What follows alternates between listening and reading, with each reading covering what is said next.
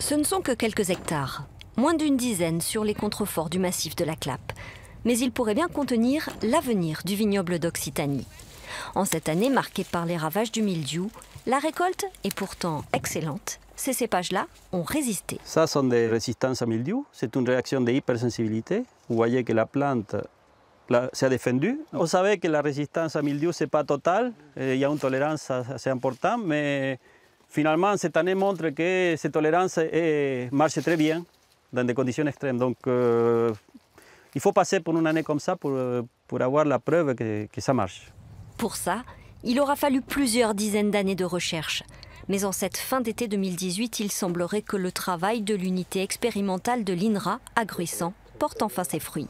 C'est la seconde vendange sur ces vignes résistantes au mildiou et à l'oïdium, issues de croisements de différentes variétés existantes, notamment de Cabernet Sauvignon.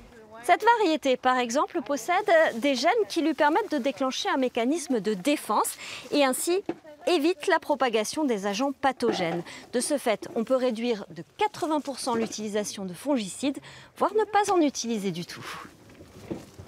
S'affranchir de tout produit chimique jusqu'au bout de la chaîne, c'est l'autre enjeu de ces essais. Aucun sulfite ni adjuvant de fabrication n'est utilisé lors de la vinification. Tout le processus a donc été repensé. On a utilisé beaucoup la chaîne du froid pour essayer de refroidir très rapidement les raisins et empêcher les phénomènes d'oxydation. C'est une partie de l'alternative au sulfite, mais également essayer de faire en sorte que le raisin récolté le matin même soit mis en fermentation dès la soirée. Objectif, développer toute une gamme de cépages bio et bons, car jusqu'à présent, les expérimentations de variétés résistantes se sont heurtées à l'écueil de la qualité. La cuvée 2017, la première mise en bouteille, pourrait là aussi changer la donne. Il est ample, bien structuré. À mon avis, c'est un vin qui va même vieillir très bien.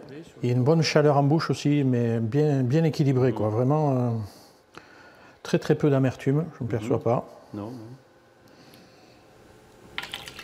Là, on a vraiment fait quelque chose pour le consommateur. Après, chaque variété individuelle vinifiée en aparté, en vinification expérimentale, ça a été fait goûter aux vignerons. Et certains sont intéressés par en planter. Un intérêt décuplé par la récente crise du mildiou.